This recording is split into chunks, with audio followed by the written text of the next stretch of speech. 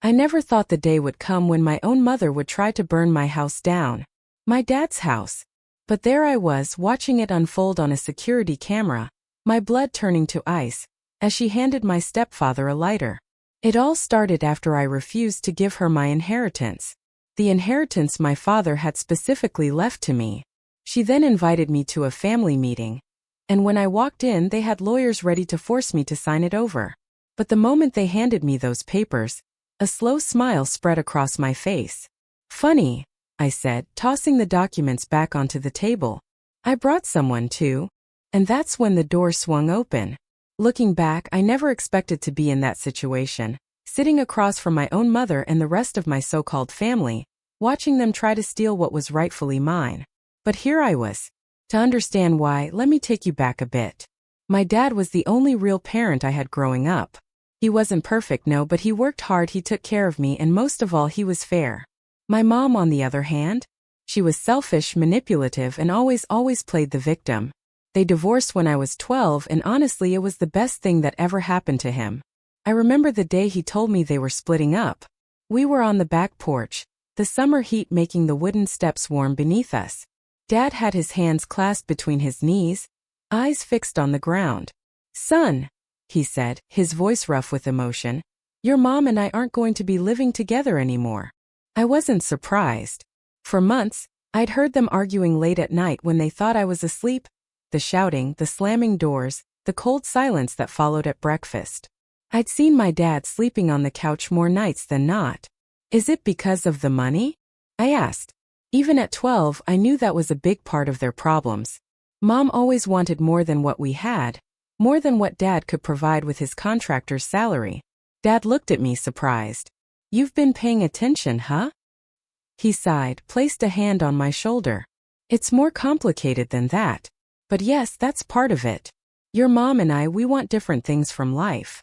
What he didn't say, but what I would come to understand years later, was that what Mom wanted was someone who could give her the lifestyle she felt entitled to. Dad was a hard worker, honest to a fault, but he wasn't going to make millions building houses. And that simply wasn't enough for her. The divorce hit Dad hard, financially and emotionally. Mom took him for everything she could, demanding alimony that stretched his budget thin. But he never complained, not to me. He worked overtime, took on extra jobs, made sure I never felt the pinch. And when I stayed with him on weekends, he was present in a way he couldn't always be when they were together. We worked on projects in his garage, went fishing at the lake, or just sat watching basketball games, comfortable in each other's silence. Those were the good times. At Mom's house, it was different. 6 months after the divorce was finalized, she'd already met Richard, a real estate developer with money to burn. Suddenly, she lived in a house 3 times the size of our old one, drove a luxury car, and took vacations to places Dad and I could only see on TV. My half-siblings came along a few years later, first Emily, then Tyler. They became the center of Mom's universe. Perfect children for her perfect new life.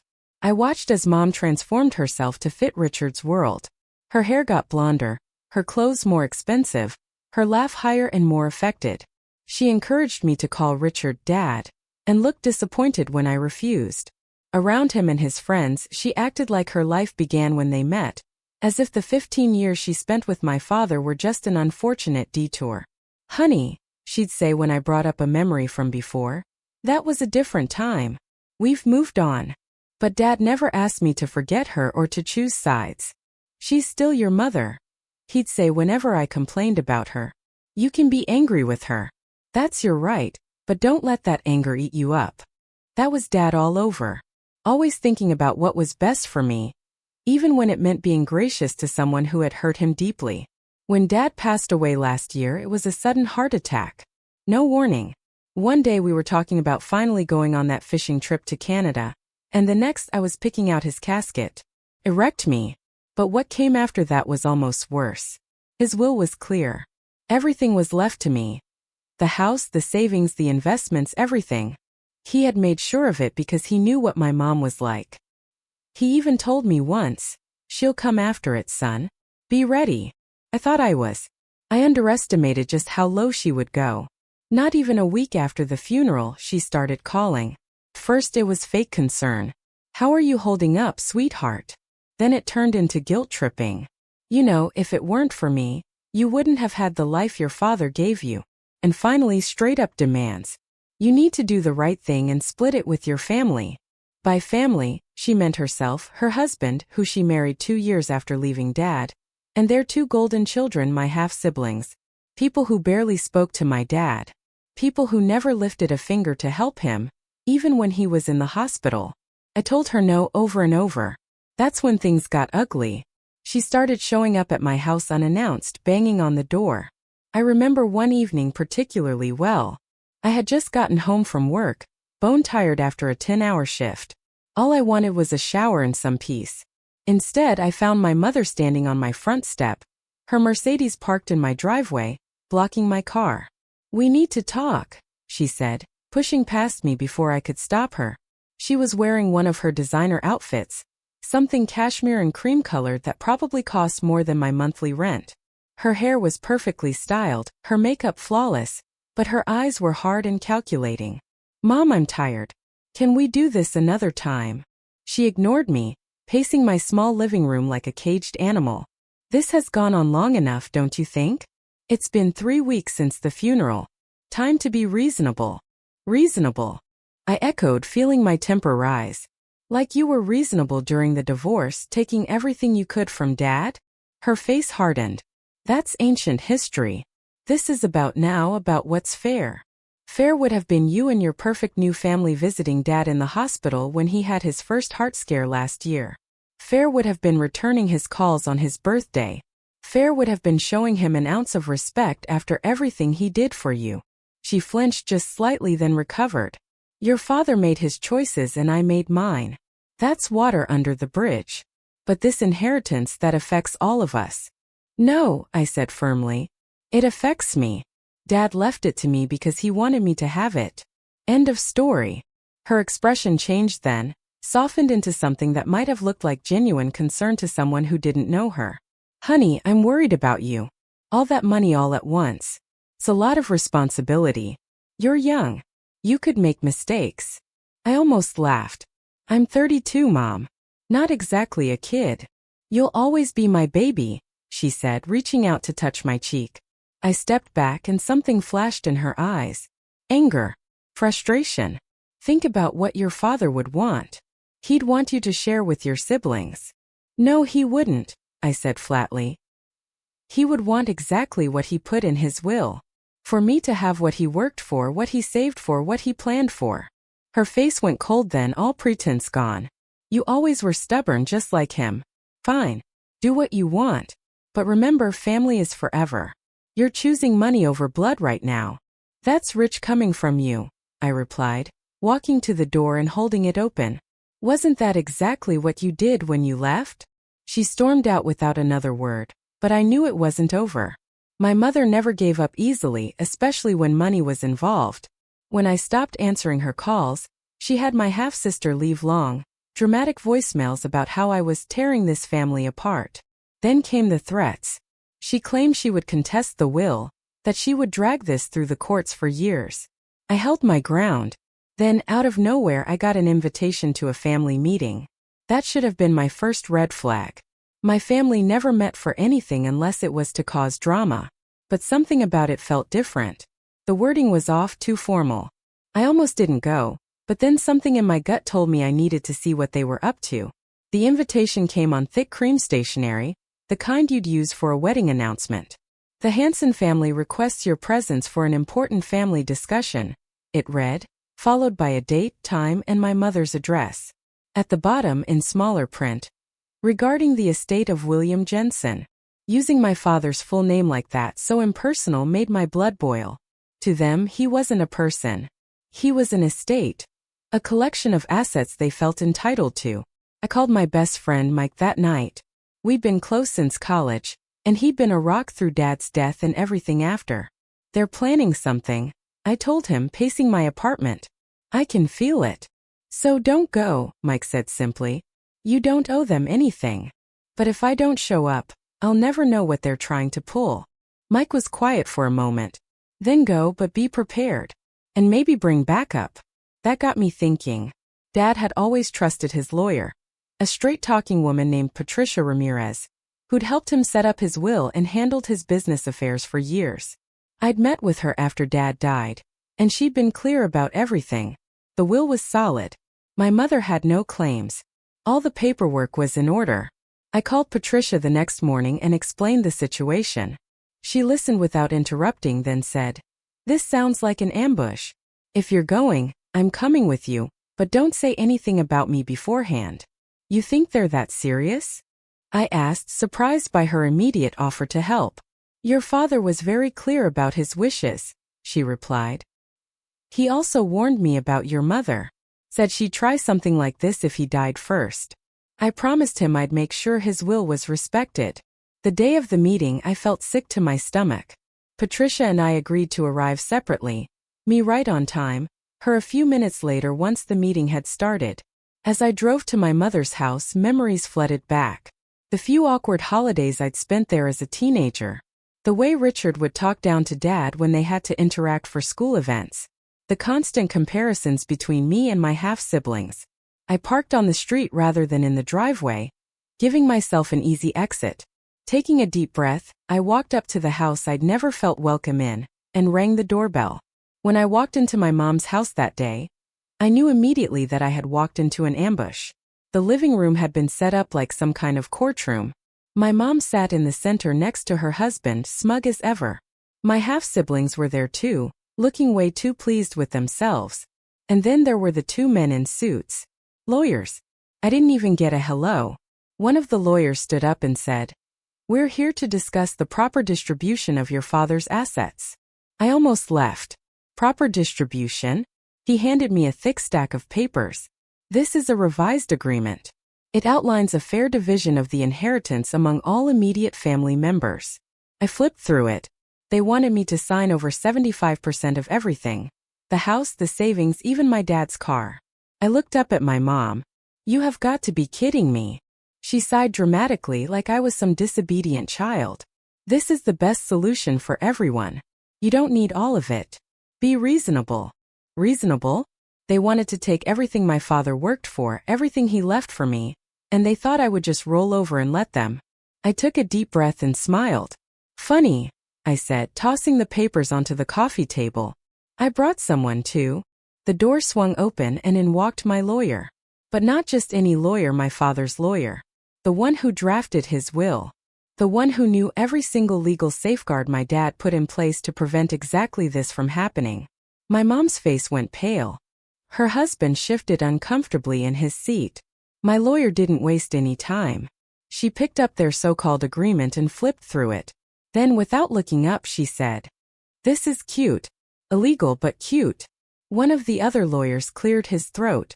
"We believe that given the circumstances, a redistribution." My lawyer cut him off. "Let me stop you right there. The will is ironclad. Any attempt to contest it will be laughed out of court. And if you so much as try to coerce my client into signing away his inheritance, we will press charges for fraud and attempted extortion." Dead silence. Then my mom's voice, sharp and desperate. "You wouldn't do that. You wouldn't take your own mother to court." I looked her dead in the eye. "Try me." The room was silent. No one dared to move. My mom, who always had something to say, just stared at me like she didn't recognize the person in front of her. My half-sister, usually full of fake sympathy, suddenly looked like she wanted to sink into the couch. My stepdad was gripping the armrest so hard his knuckles had gone white. Then the lawyer sitting next to my mom cleared his throat. "There's no need for hostility. We're just trying to come to a mutual agreement."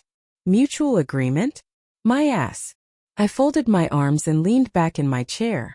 A mutual agreement would have been talking to me before you had a lawyer draft up a document that steals what's mine. My lawyer flipped the contract shut and dropped it onto the table.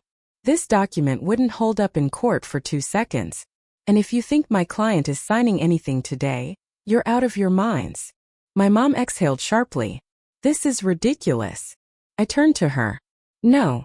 What's ridiculous is you trying to manipulate me into handing over everything my dad left me." Her voice turned sharp. "He didn't leave it to you because he loved you more. He just didn't think things through. You don't need all of it. Your siblings deserve their fair share." I clenched my jaw. My siblings? You mean the two people who barely even acknowledged Dad existed? The ones who never visited him in the hospital, never called him on his birthday, never lifted a finger when he was sick? They don't deserve a damn thing. My half-brother, who had been sitting quietly in the corner this whole time, suddenly snapped. That's not fair. We weren't close to him because he never tried with us. He always favored you. I turned to face him. You mean the man you called a washed-up loser the last time he asked you to come over for Christmas? That man. He turned red but said nothing. Then my stepdad, who had been silent up until now, leaned forward. Listen, son. I cut him off. Don't call me that. His face darkened, but he forced a fake smile. All right, look. We can all sit here and argue, or we can find a way to make this work for everyone. My lawyer smirked. Oh, we have found a way to make this work. It's called following the will. Then my lawyer reached into her briefcase and pulled out a folder. She slid it across the table toward my mom's lawyer. That contains a full legal breakdown of the will, copies of my client's rights, and a cease and desist order. If you or your clients continue harassing my client for money, we will pursue legal action. My mom's lawyer flipped through the pages, his face growing more serious by the second. That's when my mom snapped. She stood up so fast her chair nearly tipped over. You would do this to your own family? I looked up at her. You stopped being my family the moment you tried to steal from me. Her hands curled into fists. You think you're so much better than us, don't you? I just stared at her. And then she did something that made my blood run cold. She smiled. Not a normal smile, a calculated one. She sat back down, smoothed out her blouse and sighed. All right, fine. She gestured at her lawyer. We won't fight it. It was too easy. Way too easy.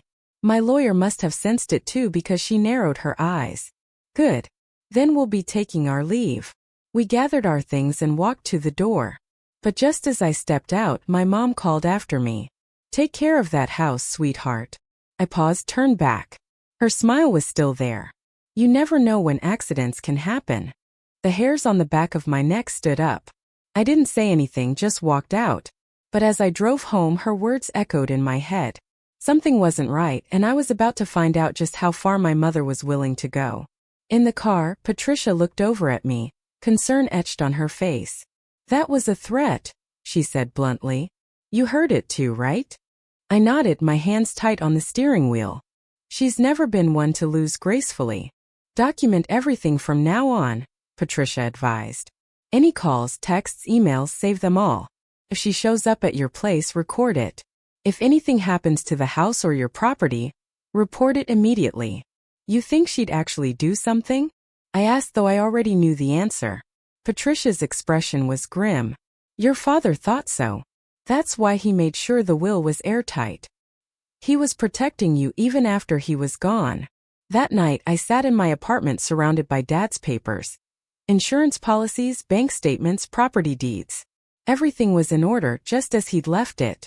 I found myself looking at a photo of us from my college graduation. Dad standing tall and proud in his best suit, arm around my shoulders, beaming at the camera. Mom hadn't bothered to show up that day, claiming Emily had a dance recital she couldn't miss. I'll make you proud, Dad, I whispered to the photo. I won't let them take what you built. I barely slept that night. My mom's words kept replaying in my head. Take care of that house, sweetheart. You never know when accidents can happen. It wasn't just a comment. It was a threat. I tried to shake it off. Maybe she was just being dramatic, trying to scare me into second-guessing my decision, but something in her eyes told me otherwise. The next morning I went to check on the house. I hadn't moved in yet, too many memories, but I planned to eventually. It was still my dad's place, and the thought of someone else living there felt wrong. I pulled into the driveway and immediately felt my stomach drop. The front door was wide open. I knew for a fact I had locked it. I stepped inside, my heart pounding. The house had been trashed. Couch cushions slashed open. Drawers pulled out and dumped onto the floor. My dad's framed photos shattered. And in the middle of the living room, written in red spray paint across the wall, was one word: thief. I clenched my fists. I didn't even have to guess who was behind this. I pulled out my phone and called the cops. While waiting, I checked the rest of the house. The damage was bad, but nothing seemed stolen. This wasn't a robbery. It was a message. Walking through the wreckage of Dad's home felt like a second loss.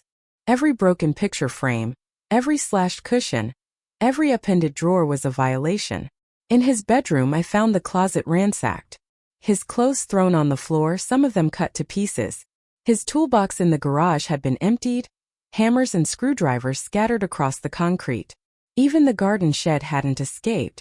Bags of soil had been ripped open, plant pots smashed. But it was the kitchen that hit me hardest. The old oak table, where we'd eaten countless meals together, lay on its side, one leg broken off. And the refrigerator door stood open, the family photos and notes that had been held by magnets now torn to confetti on the linoleum floor. I knelt down, picking up the fragments, and found a piece of a photo from my high school graduation. Just Dad's smile in one eye, the rest of it gone. That's when I felt the tears come, hot and sudden. I wasn't just crying for the damage. I was crying for the hatred behind it. The pure spite that would drive someone to destroy not just things but memories. When the police arrived, I told them everything. The threats, the inheritance battle, the so-called family meeting. The officers took notes, asked a few questions, but I could tell they weren't going to do much. Without security footage or witnesses, it's hard to prove who did this, one of them said. I almost laughed, like I didn't know exactly who was responsible. I filed the report anyway. If nothing else, I wanted it on record. Then I did something I knew my mom and her little army of thieves wouldn't expect. I installed cameras, and not just a couple of cheap ones. I went all in. High-def night vision, motion-activated cameras covering every possible entrance. The front door, the back door, the garage, even the hallway inside. Then I waited. Sure enough, they couldn't help themselves. After the break-in, I couldn't bring myself to leave the house vulnerable. I called in sick to work and spent 3 days cleaning up the mess, repairing what I could, and installing the security system. Mike came over to help, bringing tools and takeout, not asking questions when I fell silent for long stretches. You should press charges, he said as we repainted the wall where thief had been sprayed. With what proof? I replied. The cops already said they can't do anything. Then move, he suggested. Sell this place, take the money, and go somewhere they can't find you. I shook my head. That's exactly what they want. For me to give up, to run away. I dipped my roller in paint with more force than necessary. This was Dad's house.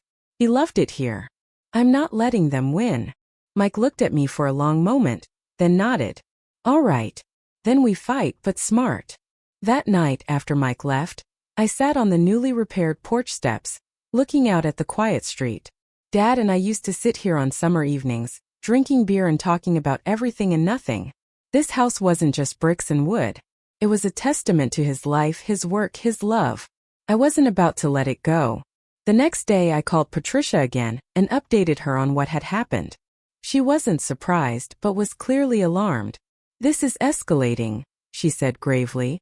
Have you considered a restraining order? Would that even work? I asked. They just deny they were here. Maybe not yet, she conceded. But it creates a paper trail. And if they try anything else, then... When? I corrected her. Not if. When? 4 nights later at 2:37 a.m., my phone buzzed with an alert. Motion detected. Backyard. I bolted upright in bed, grabbed my phone and opened the live feed. And there she was. My mother, dressed in all black, creeping around my dad's house with a flashlight. But she wasn't alone. Her husband was with her, carrying what looked like a canister of gasoline. I felt my blood turn to ice. I hit record on the camera feed and called 911. 911, what's your emergency? My mother and her husband are trying to burn down my house. The dispatcher asked for details, but I barely heard her. I was too busy watching in shock as my own mother handed her husband a lighter. Then the sirens started. They must have heard them too because suddenly they panicked. My mom yanked the canister from his hands, and they both took off running toward the street. But it was too late. The cops got there before they could escape. I watched through the camera as my mom screamed at the officers, trying to spin some story about how they were just checking on the property. But the gasoline in her hand said otherwise. And when the officers checked the canister, confirming it was full of fuel, that was it. They were arrested on the spot. I drove straight there, arriving just as they were being shoved into the back of the squad car. My mom saw me and started screaming. "You set me up. You did this to me." I stared at her, my jaw clenched so tight I thought my teeth might crack. "No, Mom," I said, my voice calm. "You did this to yourself." She lunged forward, but the cops held her back. That was the last time I saw her face to face. But the story wasn't over. Because what happened next? That was the real twist. The cops took my mother and her husband to jail that night. I stood there in the cold, watching as the flashing red and blue lights reflected off the pavement. My hands were still shaking, not from fear, but from anger. They had planned to burn my house down. My dad's house. And for what? Spite? Revenge? Or just plain greed? Whatever the reason, I was done. Done giving them chances. Done hoping they'd do the right thing. Done letting them walk all over me like I was still some dumb kid. This time they were going to face real consequences. The fallout the next few days was a blur of police reports, lawyer meetings, and court documents. My mother was charged with attempted arson and conspiracy to commit a felony. Her husband got hit with the same.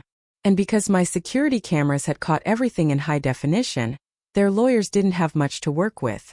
The best part? Since she was already on thin ice with debt collectors and had a history of financial trouble, the judge denied her bail. She had to sit in jail until her trial. My half-siblings, the two entitled brats who thought they deserved a cut of my inheritance, tried to distance themselves. My half-sister left me a long tearful voicemail about how she had no idea Mom was going to do something so crazy, and that she hoped we could still be family. I didn't respond.